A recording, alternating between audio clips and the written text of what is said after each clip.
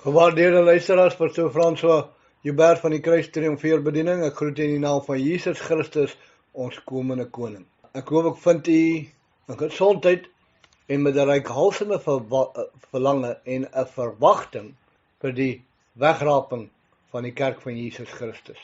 Die Bybel sê hy kom vir die wat hom verwag. Verwag jy hom? Staan jy in die oggend op en dink, kan dit vandag wees?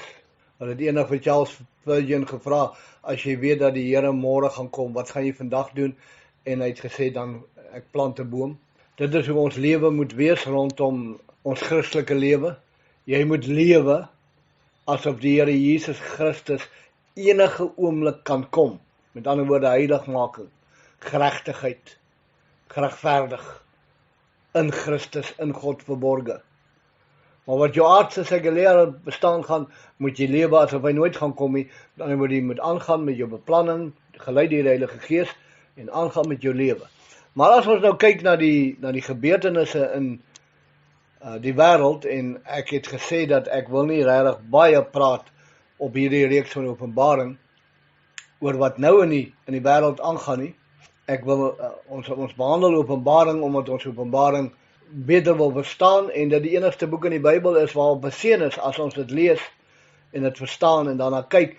En omdat die Bybel nie die anti-kris openbaar nie, maar hy openbaar Jesus Christus in sy majesteit, in sy krag, in sy heerlikheid, in die krag van sy opstanding.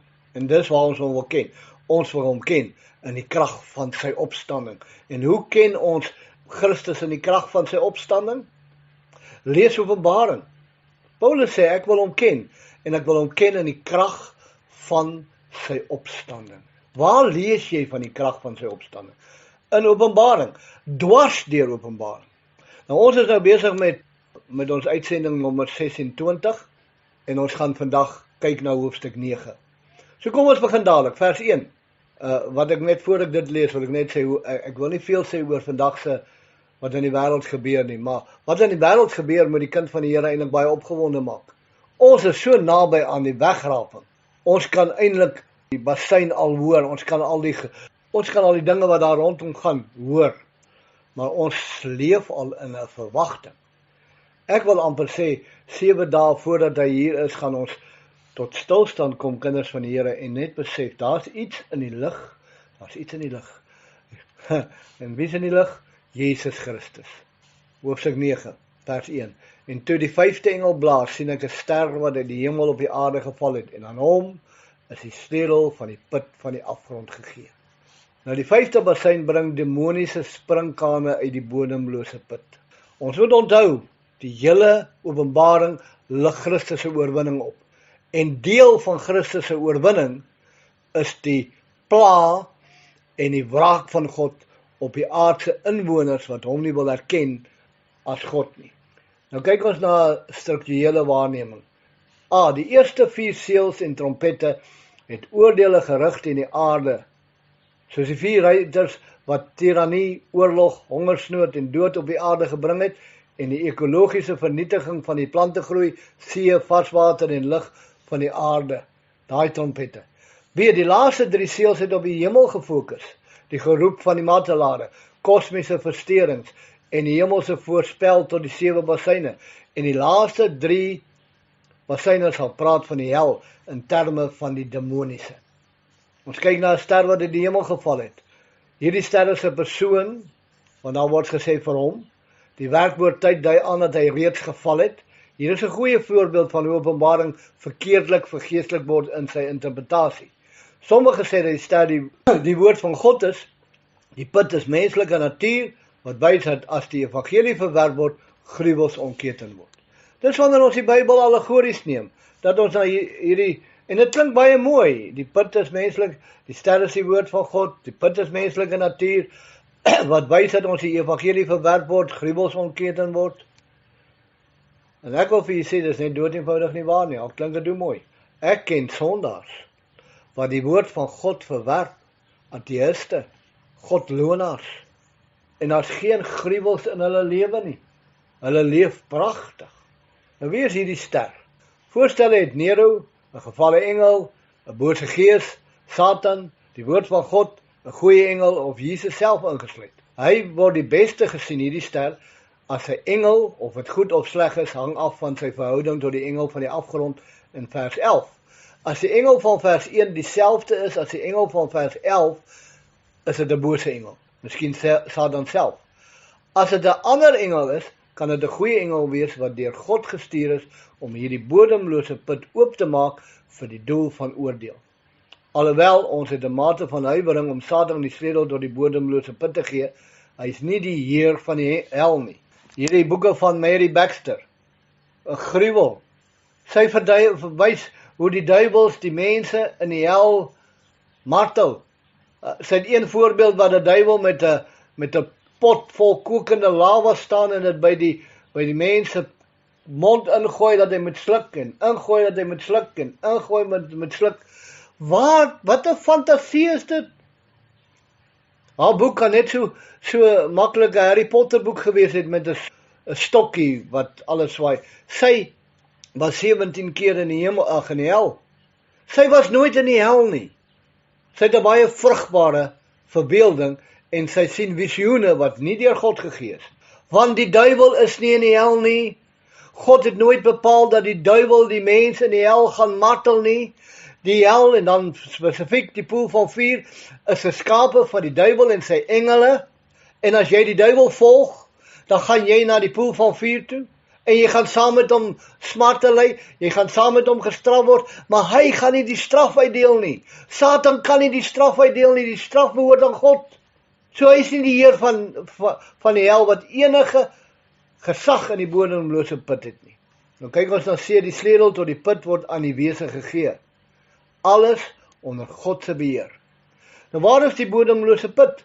Die mees reguit antwoord is dat dit in die middel van die aarde is, want daar kan 'n mens sê dat alles bo is en niks is onder nie, maar die bodemloosheid van die put kan simbolies wees. Die afgrond is 'n tronk vir sekere demone. Kom ons lees Lukas 8:31. En hulle het hom gesmeek dat hy hulle nie sou beveel om in die onderwêreld af te vaar nie. Want ons gaan daai vers nou lees, 2 Petrus 2 vers 4, want as God die engele wat gesondig het nie gespaar het nie, maar hulle in die hel gewerp het aan kettinge van duisternis oorgegee het om vir die oordeel in bewaring gehou te word.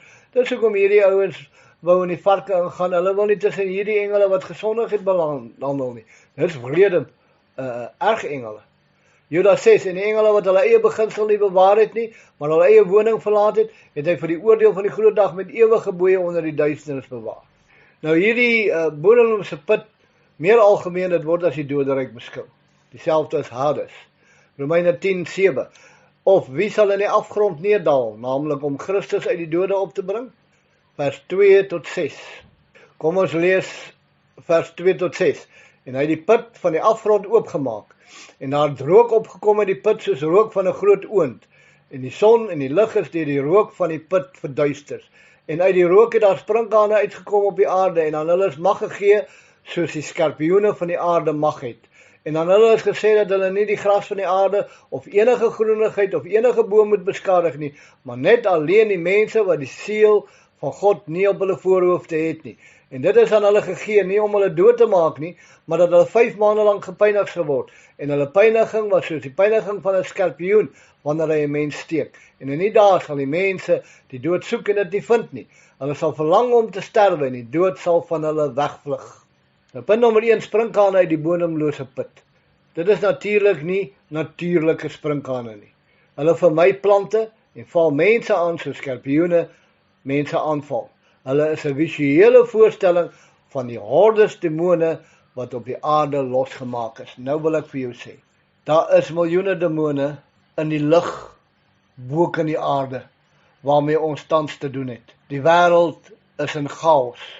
Die wêreld, die regerings, die mense word beïnvloed deur hierdie miljoene demone wat in die atmosfeer is. Maar wanneer die wegraping plaasvind en die Heilige Gees op sy staan en hierdie goedes kom aarde toe, tussen die mense, op die grond. Groot verdrukking gaan nie 'n grappie wees nie. Of kom ons gebruik die woorde wat ek wil hê ons moet gebruik. Die wraak van God tydens daai 7 jaar van Jakob se benoudheid gaan nie 'n grap wees nie. Maak jou saak met die Here reg. Glo wat Christus gedoen het aan die kruis. Hy is gekruisig. hy het gesterwe, hy het opgestaan, hy sit aan die regterhand van God, hy het die mag van sonde en die mag van Satan gebreek, vir jou, vir my. Bekeer jou, moenie lou wees nie, wees warm, kry jou lewe, vergeet die materiële dinge, dis nie belangrik of jou stoof werk of nie werk nie, dis nie belangrik of jy 'n televisie het of nie 'n televisie het nie, dis nie belangrik dat jy 'n stoel het om te sit nie, dis alles goedes wat bygevoeg word, want die Bybel sê, soek eers die koninkryk van God en sy geregtigheid, en al hierdie dinge sal bygevoeg word, maar dis nie belangrik nie. Weet jy wat is belangrik? Laat jy begin om ontslae te raak van wêreldgesindheid, dat jy begin om ontslae te raak van materialisme, dat jy begin om ontslae te raak van hierdie fokus wat jy het op die wêreld, en maar begin om jou Bybel te lees en te lees en te lees, en om te werk aan jou geregtigheid, om te werk aan jou regverdiging, aan jou heiligmaking. Die Bybel sê, jaag die heiligmaking na, dis nie 'n werk nie.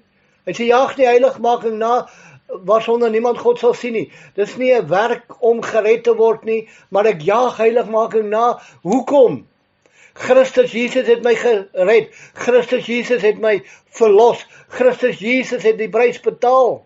Ek is weergebore uit water en gees, ek is van bo gebore, en nou het ek een verlange, en dit is om gehoorsaam te wees aan Jesus Christus.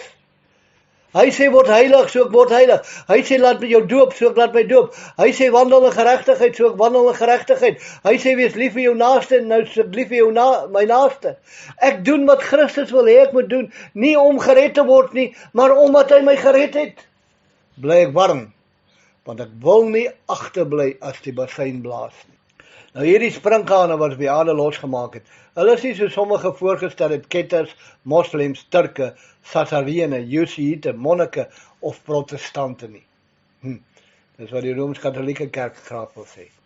Diegene wat die seël van God op 'n voorkop het, dis nou die 144.000, en dalk is daar meer van die ander mense, word beskerm, maar geen ander is onder God se beskerming nie. Dit is 'n onafwendbare oordeel van God. Hulle doel en tydperk word uitdruklik deur God beheer, en die doel van dit alles om bekering te bring. En tog is daar nie bekering. Die dood sal geen ontsnapping bied van hierdie langdurige marteling nie. Nou miskien veroorsaak hierdie byt nie dood nie, want 'n skorpioen, hoewel uiters pynlik, is selde dodelik. Hierdie spreek dieselfde begeerte uit as Paulus in Filippense 1:21-23, maar met verskillende redes en resultate. Vir Paulus sou die dood tot ewige seën lei. Vir hulle, hierdie mense in die verdrukking, is die dood 'n sprong uit die braaipan van huidige pyniging in die ewige vuur. Dood as 'n ontsnapping is 'n demoniese misleiding. Mense pleeg selfmoord. Nou praat ek spesifiek van ongereddes. Gaan nou na gelowiges toe kom. Ongereddes pleeg selfmoord, want hulle wil uit hierdie helse aarde kom, net om in 'n helse vuur te beland. Gelowiges, omdat ons mens is, kan ons baie keer, en ons ken nie die woord nie, en ons is nie so diep in Christus soos ons moet wees nie, kan ons knak onder omstandighede. En ek wil my verstout om te sê, ons kan nie sê, as 'n gelowige selfmoord gepleeg het, hy is in die hel nie, want hy is in God se hande. God weet, God verstaan, en God hanteer daai gedagte. So moenie links en regs mense gelowiges hel toe stuur, omdat hulle selfmoord pleeg nie. En self nie as jy hoor van 'n ou wat selfmoord gepleeg het, hy was ongeredde nie, jy was nie by nie, so jy weet nie wat in sy sterwensure tussen hom en God gebeur het nie. Maar want nou is die tyd van bekering, om van sondes te ontvlug en herstel te word. Kom ons lees vers 7 en 10. En die voorkoms van die sprinkane was soos die van perde wat vir die oorlog toegerus is. En op hulle koppe was iets soos krone, wat net soos goud gelyk het. En hulle gesigte was soos die gesigte van mense, en hulle het hare gehad soos vrouehare, en hulle tande was soos die van leeu's, en hulle het borshaardasse gehad soos van eyster. En die gedruis van hulle vlerke was soos die gedruis van baie strydwaans, met perde wat oprig na die oorlog, en hulle het sterte gehad soos die van skorpioene, en daar was angels in hulle sterte, en hulle mag was om die mense 5 maande lank skade aan te doen. Nou daar's baie pogings is aangewend om aan te toon hoe dit 'n akkurate, hoewel poëtiese beskrywing van natuurlike sprinkane is. Hierdie benadering mis die ooglopende demoniese verband. Onthou, ons het met die volheid van die duiwel te doen in die 7 jaar. Waarom word hulle dan sprinkane genoem? Onder andere omdat sprinkane agente van God se oordeel is. 'n Konsekwente Ou Testamentiese figuur in gedeeltes soos, en jy moet dit gaan lees, Exodus 10 vers 4 tot 14, Deuteronomium 28:38, 1 Konings 8:37, 2 Kronieke 7:13, Joël 1:4 en Amos 4:9. Die herhaling van soortgelyke dui op iets anders as wat 'n letterlike beskrywing bedoel is. Die totale impak van hierdie prent is een van onnatuurlike en onsagwekkende wreedheid. Daar kan geen spesifieke antwoord wees op die vraag presies wie of wat gesimboliseer word deur die plaag van sprinkane nie. Al wat ons met sekerheid kan weet is dat die goddelose in die tydperk onmiddellik voor die einde aan 'n tyd van ongekende gebeurtenisse onderwerp sal word, demoniese marteling. Presies hoe dit sal plaasvind sal onbekend bly totdat dit deur die geskiedenis self bekend gemaak word. Voorstelle dat hierdie sprinkane eintlik iets beskryf soos die helikopter gunsmith ships of the Antichrist is interessant, maar suiwer spekulatief en pas nie by al die besonderhede nie.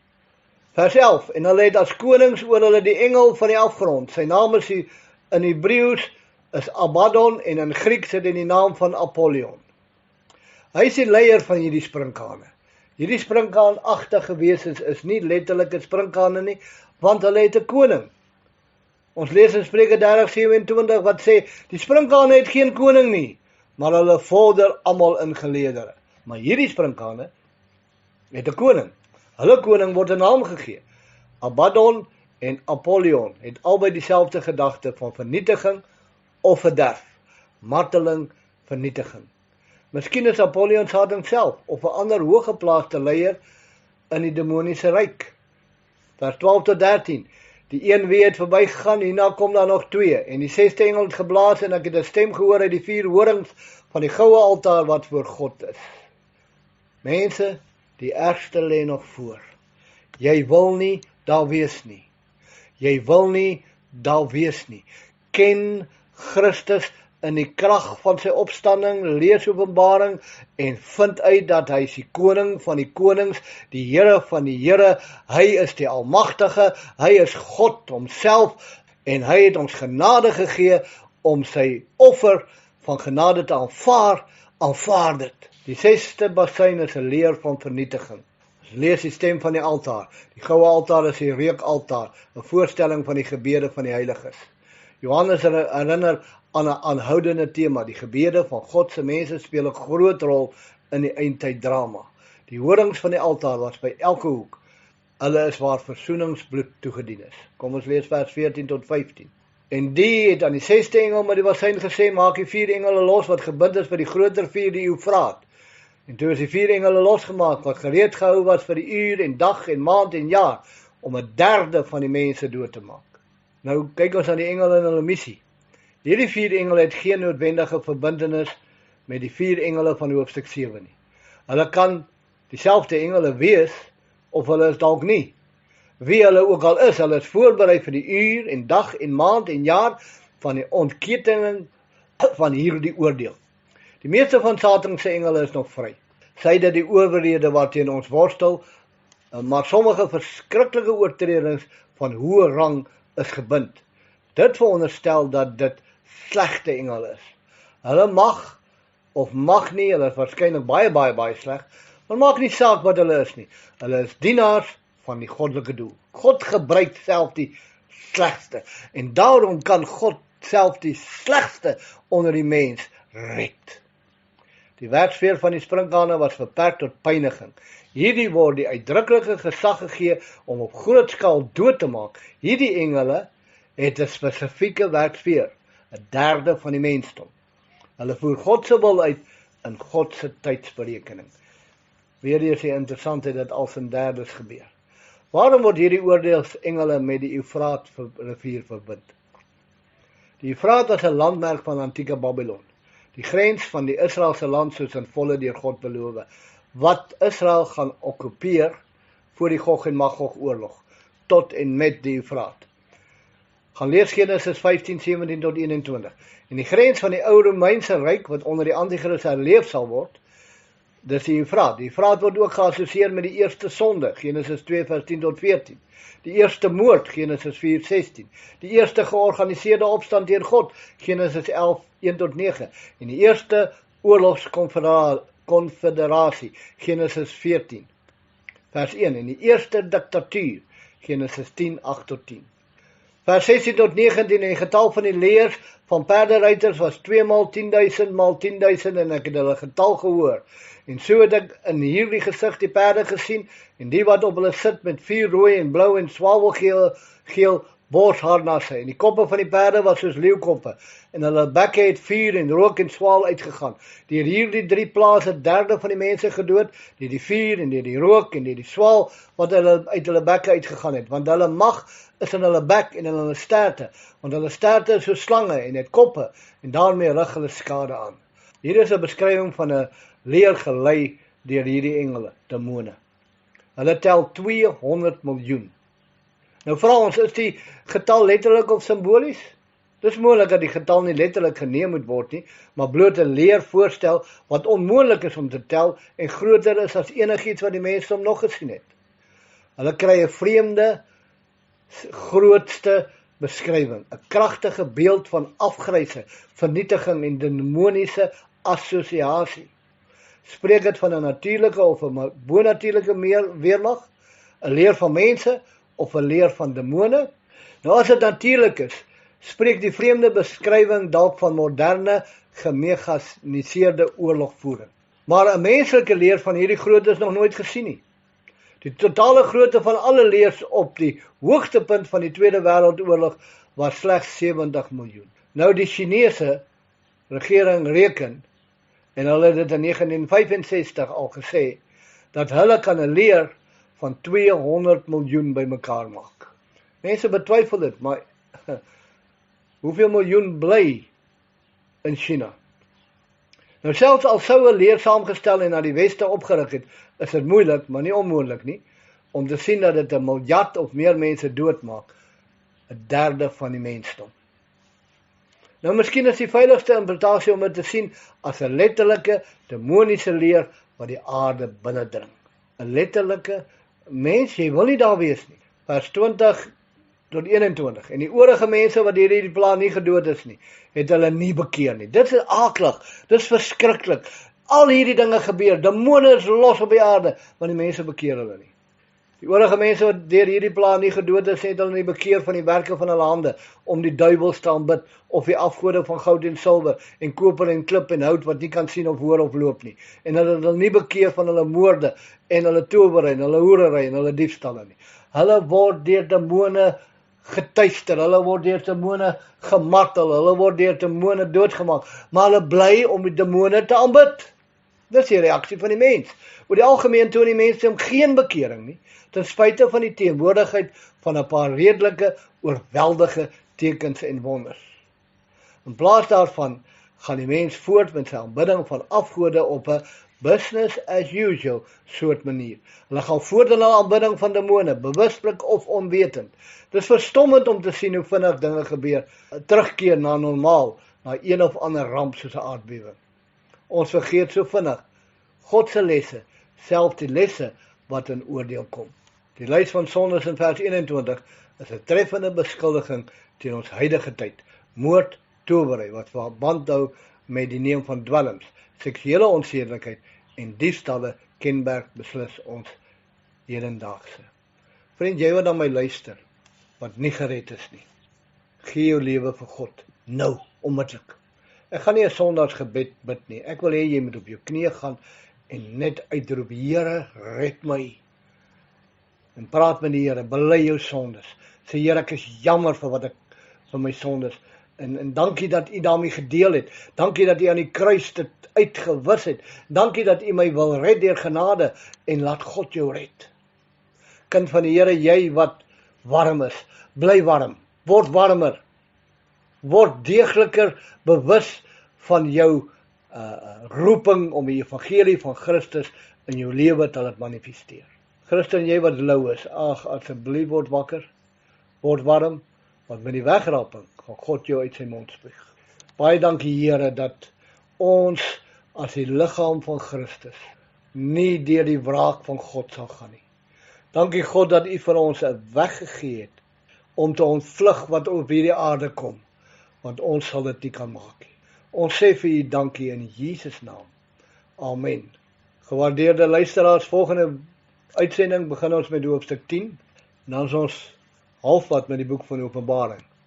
Ek hoop die wegraping kom voor ons klaar is.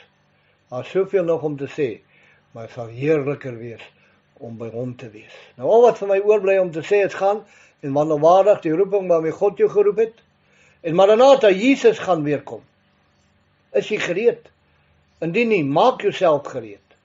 Kry olie in jou lamp. Word warm vir die Here. Maar as hy vertoef te kom, mag hy ons nog 'n geleentheid gee in hierdie lewe om na die woord van God te kyk. In Jesus naam. Amen.